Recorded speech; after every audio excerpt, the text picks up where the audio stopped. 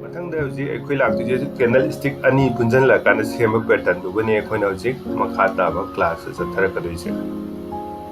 candle stick अनीना पुंजनबा हाइबदि कैंडल स्टिक अमगा अमगी पुंजनबा अनी जी थंगनाबा मतम सपोज सिदा ग्रीन अमगा ओइरो रेड अमगा बु ओइरो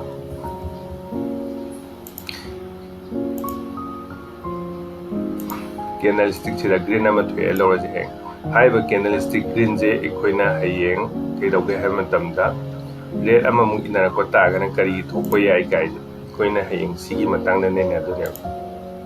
रेड अमा इनरको नत्रगना रेड ngata असमाइना अनी लांगनरें खलो रेड ngata अदु नत्रगना अखोइना रेड ngata अनी जी मोता हयेंग ग्रीन ngata अनी जी लांगनरें खलो अदुदि करी ओइबे काइ जे मथंग मथंग दुनि नेनारकदोने हाइबा कैंडल स्टिक अनी यानजनाबगी थबकसिदा अखोइना तंगाइ फदना खंगदे यादबा मखल कयानो तरुक मखल तरुक से सिजे याम इम्पोर्टेंट होय सिगी पोट तरुक से अदुकी मतिक तोइना थेंगनागनी चाटे याम तोइना उरकनी अखोइना उरकपा मतमदा सिगी चासिना सिनी सिगी कैंडल पैटर्न सिने जे कोइ खंदोप ngamnaba मति संगे हाइरिबा कैंडल स्टिक तरुक से असिजिबु हेक खंगाबा फजना खंगाबा अदिगी सिंगल कैंडल स्टिक अइना ताकिबा अखोइना ममंगना नेनागिबा मखल मरीदोमा हाइरिबा मखल मरीदोमा फजना अयाम मतमदा प्रोबेबिलिटी वांगा कैंडल ngata अदुगा पैटर्न अनी पुंजनबदना हाइरिबा कैंडल स्टिक मखल तरुक से पेयरिंग तौबगी मखल तरुक से असिमगा खंगबम संगे तंगाइ फदना मार्केट 100 की मथक लेको पेयरिंग मागी ममिंग लोइन थोला लेगनी अदुबो अयाम मतमदा सिगी तरुकसिंग नंग खंदोनो होना मतमदा मतम फना कुइ चंगने कोइदा खंगना होना मतमदा अदुदी होजे होरोजे अहामबदा कइनो है मतमदा मखल तौसिदा तौदुजे बुलिश ने बेयरिश ने बुलिश इंगल्फिंग है को अने अमने बेयरिश इंगल्फिंग पैटर्न ने को अदगी अमना कई संगे है मतमदा बुलिश हरामी बेयरिश हरामी कैंडल पियर्सिंग अना पियर तौब कैंडल अना हाइबम ले अदगी मथंगदा मुक कइदौगे है मतमदा डार्क क्लाउड कोवर हाइबा कैंडल अमगा मुक लेगने हाइरिबा कैंडल मखल तरुक से असिजे कोई मथंग मथंग ममता कमाइना तौगे हाइबदा नैनारजे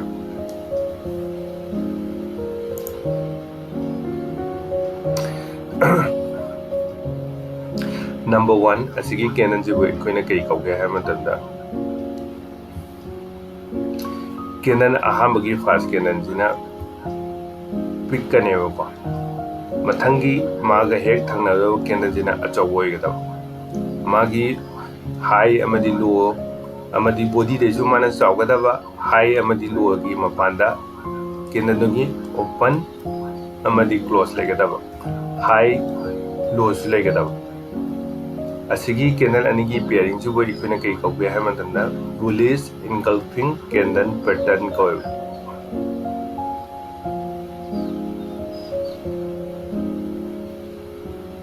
सिबु अखोइना अतोप लैंग्वेज हमदा आउटसाइड कैंडल अना फुम तौबाना कौय आउटसाइड कैंडल हाइरिबा पैटर्न असी कमाइना तौगदगे है मतम हयेंग प्राइस सिदा सुम कुमकपा मतमदा हयेंग कैंडल समाइना रेड अमा फॉर्म तौगनी फॉर्म तौ मथंगदगी नेक्स्ट प्राइस से रिवर्स लाके तागदी मागी high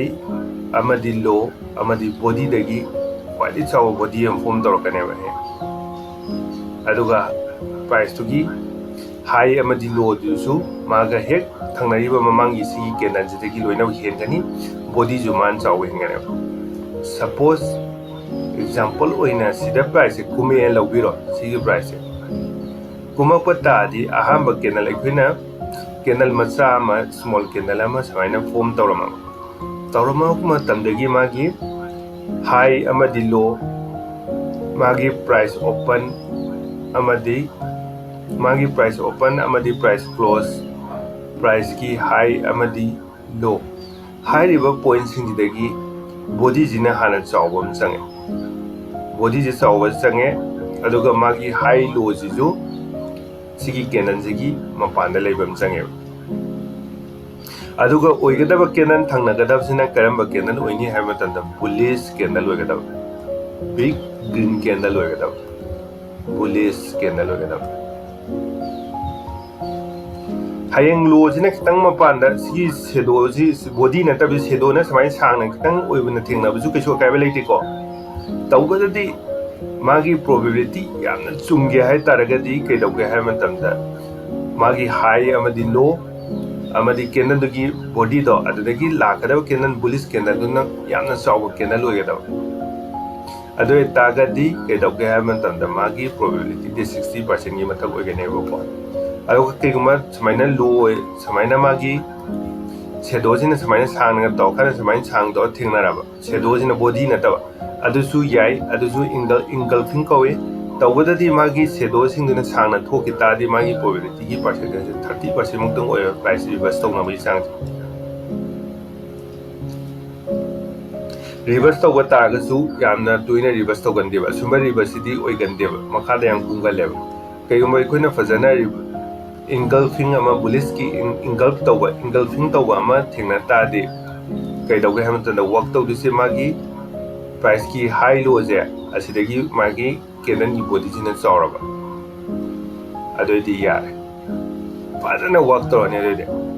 makhadaga amka support ka jaga ga tasallaba loye demand support natraga demand zone na khoina have support natraga demand zone hek lairamaba fazare do limit usalaga dum price reverse tawne na dum daibiro sungchoi choi dena mai pa maramdi probability am thina wangi am toina work to gon ba pone ba si point pakna hangandeba sumaina ama hek tholakpa matam aduna asigi candle jibu ikoina kaidauge hamantanda candle anigi pairing da number 1 point bullish engulfing candle pattern hai asini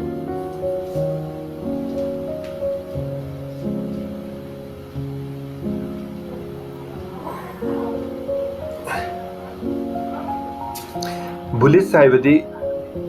bull haibadi kaino da price mathakta puge haibani puge hai targadi candle green na pui haibani candle green na pu targadi magi hek candle green du gi hek form tawbagi hek previous candle do macha moyo haibani macha jigi high low jidagi sigi bullish form taweba body jin hen sound layu haibani asibu ikoina bullish engulfing candle pattern ko hayeng samaina leidune bullish engulfing candle pattern je samaina red ama form tawroni samaina candle je red ama form tawrani ga kuma kana adu samaina green na chawbama form tawdune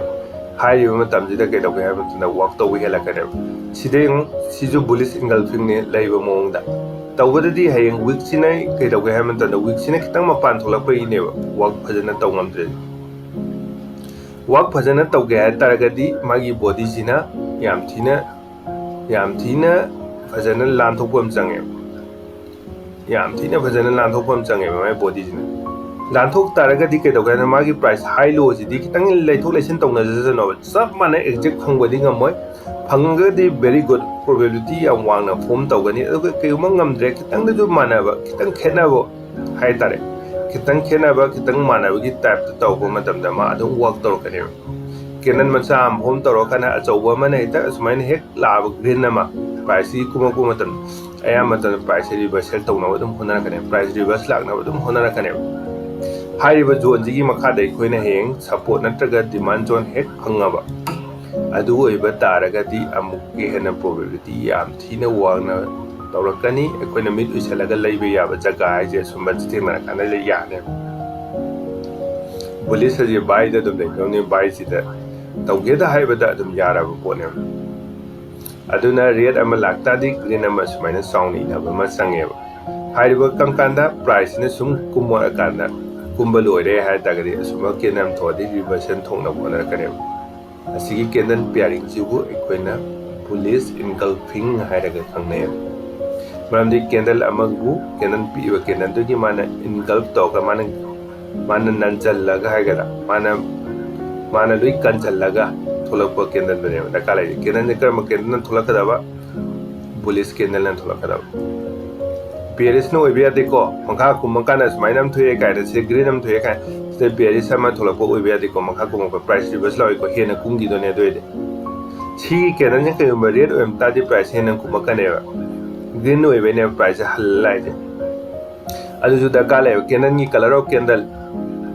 ꯍꯥꯏꯗꯤ colour of candle ꯍꯥꯏ ꯇꯥꯔꯗꯤ ꯀꯦꯟꯗꯜꯗꯣ bull candle ꯑꯣꯏꯒꯗꯕ ꯕꯨꯜꯁꯦ ꯀꯅꯥꯒꯨꯝꯅ ꯍ꯭ꯋꯥꯏꯠꯅ ꯑꯣꯏꯕꯁꯨ ꯌꯥꯎꯏꯀꯣ ꯑꯗꯨꯒ white ꯑꯣꯏꯕꯁꯨ ꯌꯥꯎꯏ ꯑꯩꯈꯣꯏꯗꯤ ꯌꯨꯅꯤꯚꯔꯁꯦꯜꯒꯤ ꯑꯣꯏꯕ ꯄꯣꯠ ꯃꯌꯥꯝꯅ ꯀꯃꯟ ꯑꯣꯏꯅ ꯁꯤꯖꯤꯟꯅꯕ ꯒ꯭ꯔꯤꯟꯁꯤꯗ ꯑꯗꯨꯝ ꯌꯦꯡꯉꯒ ꯒ꯭ꯔꯤꯟꯅ ꯑꯗꯨꯝ ꯆꯠꯈ꯭ꯔꯁꯦꯕ ꯕꯨꯜꯁꯦ ꯍꯌꯦꯡ ꯀꯅꯥꯒꯨꯝꯅ ꯍ꯭ꯋꯥꯏꯠꯅ ꯕꯨꯜ ꯑꯣꯏꯔꯛꯄ ꯌꯥꯏ ꯕ꯭ꯂꯦꯛꯅ ꯕꯤꯌꯔꯤꯁ ꯀꯦꯟꯗꯜ ꯂꯧꯕꯁꯨ ꯑꯗꯨꯝ ꯌꯥꯎꯏ ꯕ꯭ꯂꯦꯛ ꯑꯦꯟ ꯍ꯭ꯋꯥꯏꯠꯇ ꯇꯧꯕꯁꯨ ꯌꯥꯎꯋꯦꯕ ꯑꯗꯨꯗꯤ ꯑꯩ ꯏꯁꯥ ꯄꯥꯝꯖꯕꯅꯤ ꯑꯗꯨꯑꯣꯏꯗꯤ ꯑꯩꯈꯣꯏꯅ ꯍꯧꯖꯤꯛ ꯕꯨꯂꯤꯁ ꯑꯃ ꯑꯣꯏꯒꯦ ꯍꯥꯏ ꯇꯥꯔꯗꯤ ꯀꯦꯟꯗꯜ ꯑꯃ ꯁꯨꯃꯥꯏꯅ ꯄꯤꯛꯑꯕ ꯃꯇꯨꯡꯗ ꯍꯥꯏꯔꯤꯕ ꯀꯦꯟꯗꯜꯁꯤꯒꯤ ꯃꯊꯛꯇ ꯁꯨꯃꯥꯏꯅ ꯕꯣꯗꯤꯁꯤꯅ ꯆꯥꯎꯅ ꯂꯥꯟꯊꯣꯔꯛꯏꯒꯤ ꯄ꯭ꯔꯣꯕꯦꯕꯤꯂꯤꯇꯤ ꯋꯥꯡꯗꯣꯏꯅꯤ ꯑꯗꯨꯑꯣꯏꯗꯤ ꯄ꯭ꯔꯥꯏꯁꯁꯦ ꯀꯨꯝꯃꯛꯄ ꯃꯇꯝꯗ ꯊꯦꯡꯅꯗꯤ ꯄ꯭ꯔꯥꯏꯁ ꯔꯤꯚꯔꯁꯦꯜꯒꯤ ꯑꯦꯔꯤꯌꯥꯁꯨ ꯑꯣꯏꯔꯁꯤꯃ ꯈꯪ ꯌꯥꯔꯦꯕ ꯍꯥꯏꯔꯤꯕ ꯀꯦꯟꯗꯜ ꯑꯁꯤꯅ